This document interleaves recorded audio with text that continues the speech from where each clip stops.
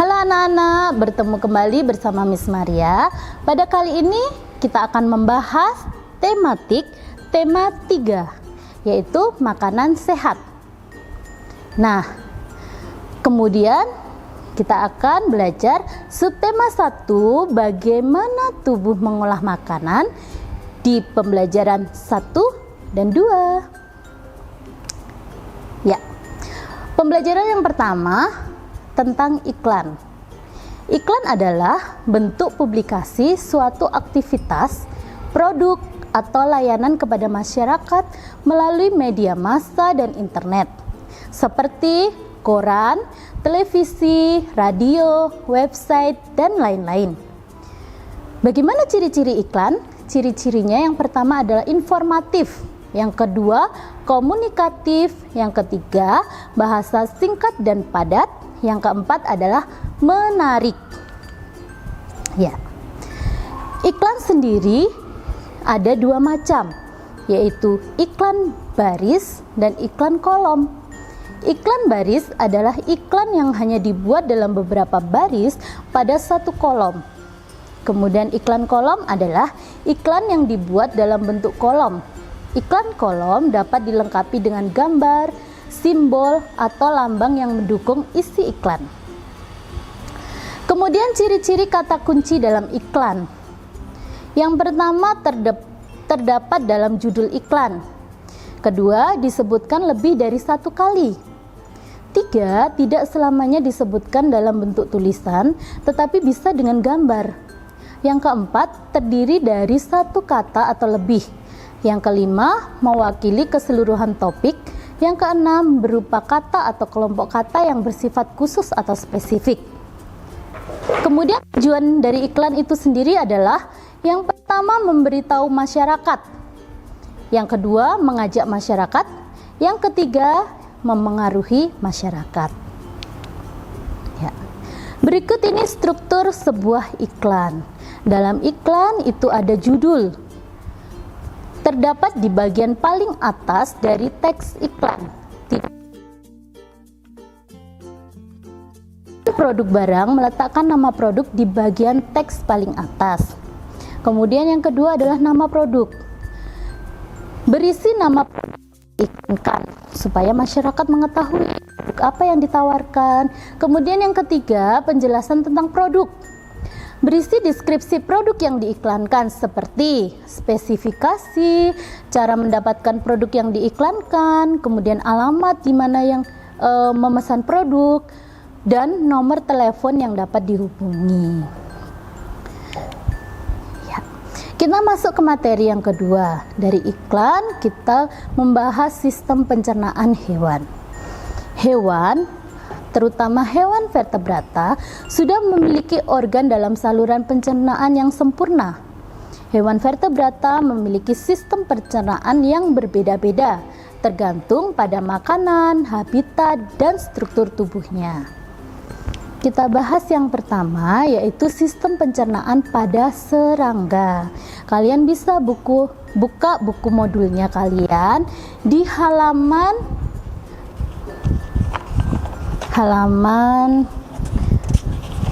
3, yaitu serangga. Organ pencernaan pada belalang. Nah, yang pertama, makanan masuk dan dikunyah menggunakan mulut.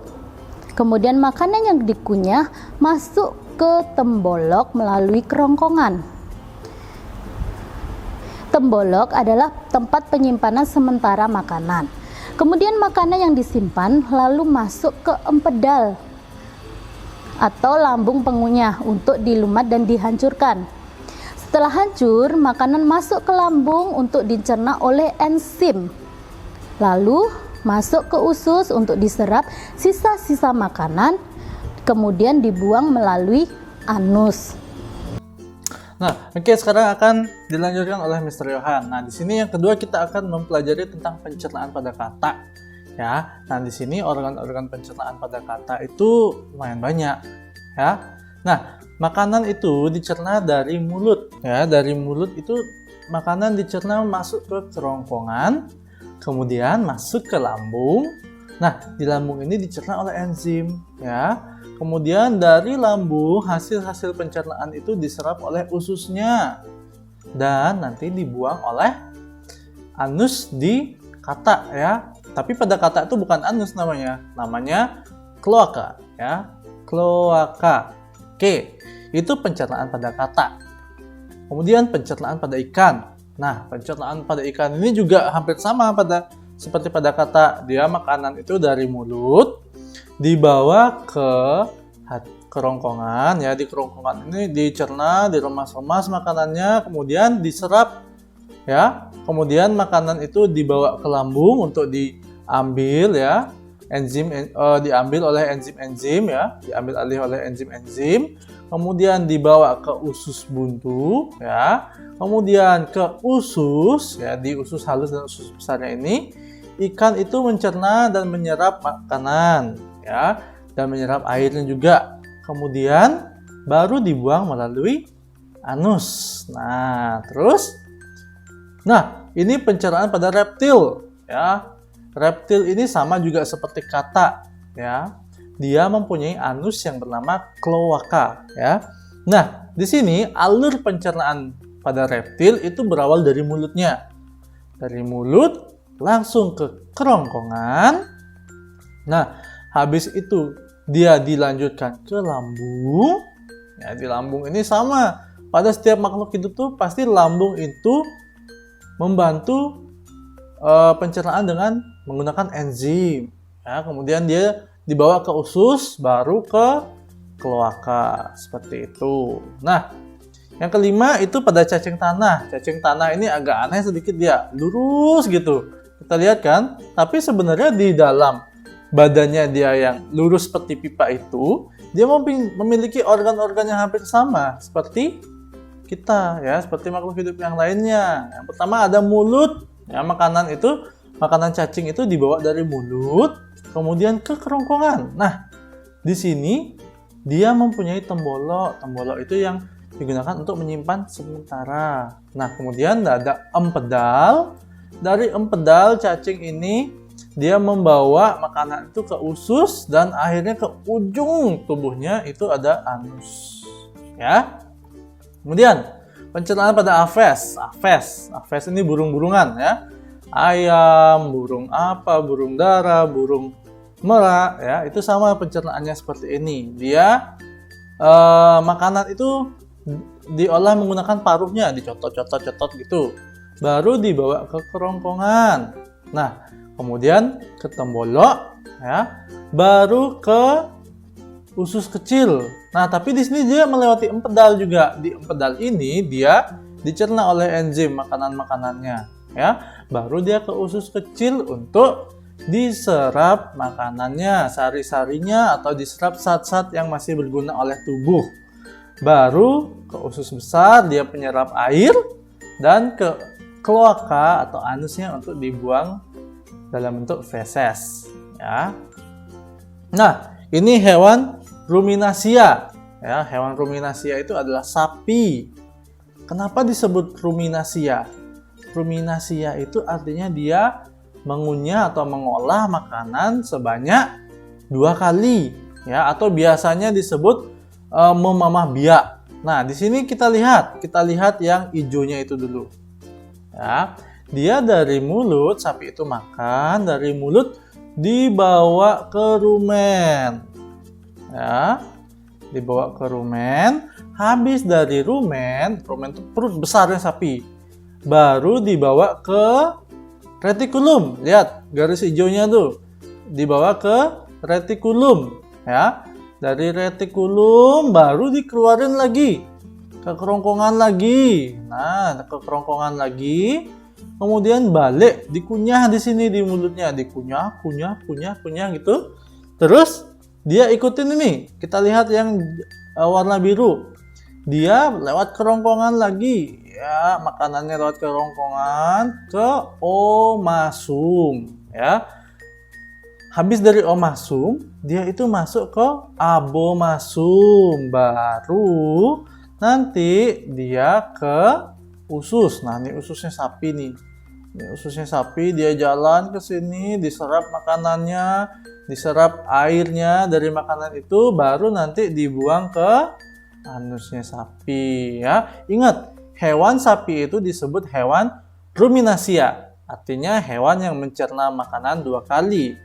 Atau bahasa sehari-harinya di Indonesia itu namanya hewan memamalia. Ya, ingat, dari mulut ke kerongkongan, ke rumen, balik ke retikulum, baru ke mulut lagi, ke kerongkongan, ya, baru ke omasum, habis omasum itu ke usus, ya, lihat ini ke usus, baru dia ke anus. Itu hewan sapi, ya, hewan ruminasia, itu pencernaannya. Nah, misalkan kita tadi sudah belajar tentang pencernaan hewan. Nah, kalian pernah nggak lihat suatu iklan di TV? Kayak iklan Mile Monilo, iklannya mie sedap, iklannya Indomie. Nah, itu kan iklannya ada yang dalam bentuk video. Tapi juga kita lihat di Instagram itu, ada juga iklan dalam bentuk foto. Nah, sebenarnya kita itu kalau mau membuat iklan harus tahu apa aja ya? Sekarang Mister kasih tahu ya. Kalau dalam membuat iklan, yang pertama kita harus perhatikan itu adalah iklan itu harus menarik. Nah, tapi sebelumnya kalian itu udah tahu belum iklan itu apa? Nah, sebelum lanjut, Mister mau kasih tahu. Iklan itu adalah suatu pengumuman yang dibuat oleh seseorang atau lembaga yang digunakan untuk mempromosikan, ingat digaris bawahin, mempromosikan suatu barang atau jasa ya. Jadi kalau kita mau membuat iklan, yang paling penting itu harus tahu iklan itu menarik bagi masyarakat. Terus kontennya itu bisa memikat hati masyarakat, bisa menarik perhatian. Bagus nih kayaknya. Nah, supaya masyarakatnya bisa kayak gitu. Nah, yang ketiga, iklan itu harus ya memiliki kalimat-kalimat yang mengajak untuk membeli. Ya, misalkan kalimat-kalimat yang agak nyeleneh, yang agak unik gitu, ya. Kayak mie sedap, Indomie, ya. Kalau Indomie kan Indomie seleraku. Nah, berarti kan seleraku itu kata-kata yang bisa menarik untuk orang membeli, ya. Terus yang kelima itu iklan itu yang penting harus bisa membuat seseorang ya yakin kalau barang itu bagus, ya. Barang itu nggak main-main, barang itu top, patut untuk dibeli. Nah, itu iklan. Nah, misalkan di sini sekarang Mister sudah lihat iklan dari Indomie. Nah, sekarang Mister mau makan Indomie nih. Misalkan ceritanya Mister punya Indomie. Tadi kita sudah belajar tentang pencernaan pada hewan. Sekarang kita akan coba belajar pencernaan pada manusia. Ya, pada manusia, misalkan Mister makan, seret, habis makan itu mie-nya kemana ya kira-kira? Hilang atau gimana? Nah, sekarang kita cari tahu. Nah, pada manusia, alat-alat pencernaan itu ada cukup banyak ya. Yang pertama itu dari atas ada mulut. Ya, ada mulut, kemudian ada kerongkongan, ada lambung, ada usus besar, ada usus halus, di sini usus halus dan usus 12 jari. Nah, kemudian ada rektum dan ada anus. Nah, di sini itu adalah alat-alat yang digunakan manusia untuk mencerna makanan, ya. Nah, ada juga alat-alat bantu lainnya seperti kelenjar ludah, di sini kelenjar ludah, terus hati, ada juga pankreas, ya, dan yang lainnya. Oke, sekarang kita akan cari tahu gimana cara pencernaan pada manusia.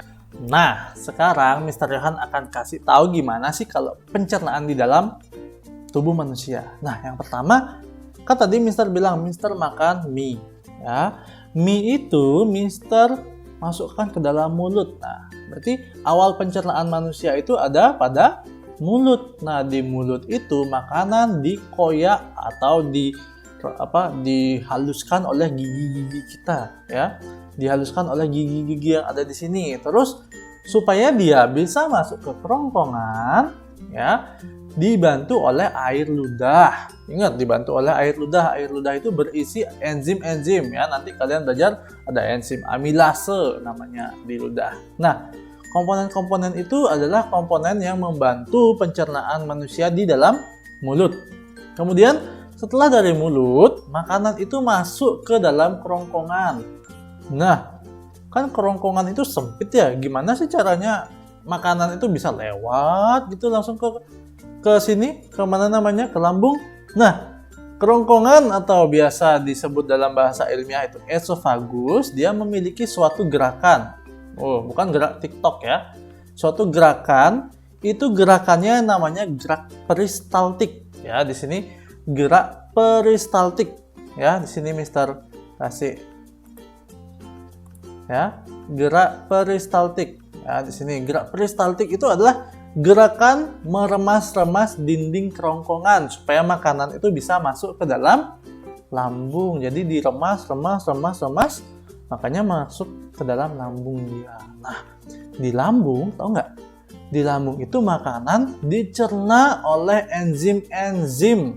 Banyak banget enzim. Ada yang namanya enzim pepsin, ada enzim renin, ada enzim amilum, dan banyak lagi pokoknya nanti kita akan pelajari ya. Nah, enzim-enzim itu dia membantu proses pencernaan makanan. Ya, yang nantinya makanan itu akan lanjut ke usus halus. Nah, di usus halus ini ada 3 bagian. Ya, ada usus 12 jari, ada usus kosong, dan ada usus penyerapan. Nah, pada dinding usus halus itu banyak pembuluh-pembuluh darahnya. Ya, pembuluh darah itu berfungsi untuk menyerap makanan. Sari-sari makanan itu diserap untuk diambil dan diedarkan oleh darah ke seluruh tubuh manusia. Kebayang nggak? Wah, nanti Mister kasih videonya deh supaya anak-anak kebayang. Ya. Nah, terus dari sisa-sisa yang makanan yang udah diserap itu, dia dibawa ke usus besar. Nah, usus besar ini dia berfungsinya untuk menyerap lagi. Tapi bukan sari makanan, tapi air, ya.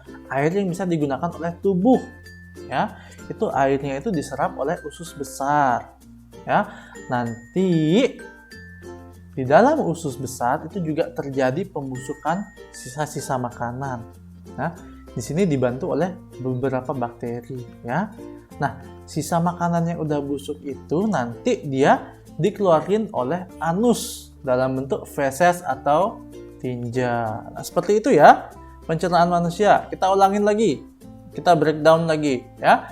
Makanan itu masuk ke mulut, hap, digigit, kemudian didorong sama ludah, air ludah itu ke kerongkongan, diremas-remas pakai gerak peristaltik, kemudian dia itu masuk ke lambung. Di lambung ketemu enzim. Enzim membantu pencernaan, kemudian didorong lagi makanannya ke kemana? Usus halus. Di usus halus dia diserap sari-sarinya, kemudian didorong lagi ke usus besar, diserap airnya, lalu didorong keluar ya melalui anus dalam bentuk feses atau tinja. Oke. Nah, di sini kan kalian memakan beberapa jenis makanan.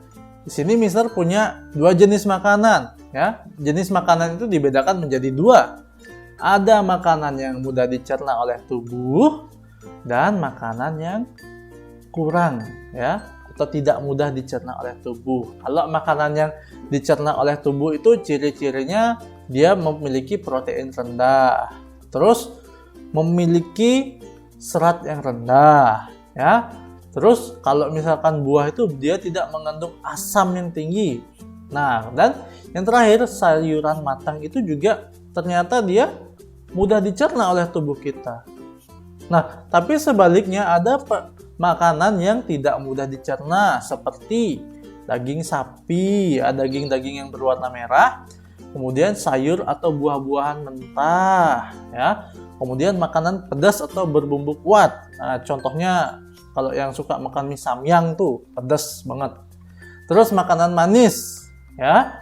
Terus makanan yang memiliki minyak tinggi, ya, atau biasa gorengan gitu, itu minyaknya tinggi. Terus teh, ada kopi, ada minuman ringan seperti minuman bersoda, ya, dan minuman-minuman berwarna lainnya. Itu jenis makanan yang tidak mudah dicerna sama tubuhnya. Jadi tubuh itu perlu kerja keras untuk mencerna itu, ya. Jadi ingat, kita harus memilah-milah makanan. Boleh kita makan makanan yang tidak mudah dicerna, tapi tidak boleh terlalu banyak, ya. Nah, kemarin kita sudah belajar tentang tangga nada diatonis, ya. Ternyata diatonis itu ada dua setelah kita ketahui. Ada diatonis mayor dan diatonis minor, ya. Kalau diatonis mayor itu biasanya dia bertangga nada yang memiliki tempo cepat, ya, cepat. Terus dia bersifat riang gembira dan bersemangat. Tapi sebaliknya, ya anak-anak, tangga nada minor itu ternyata tangga nada yang dinyanyikan dengan tempo lambat sekali, ya. Terus bersifat sedih, kurang bersemangat. Contohnya, ini Mister punya contoh. Nah, di sini ada lagu Maju Tak Gentar, ciptaannya C. Simanjuntak. Ya, di sini lagu ini dia termasuk golongan diatonis mayor. Kenapa? Karena kalau kita nyanyikan saja ya, maju tak gentar, membela yang benar.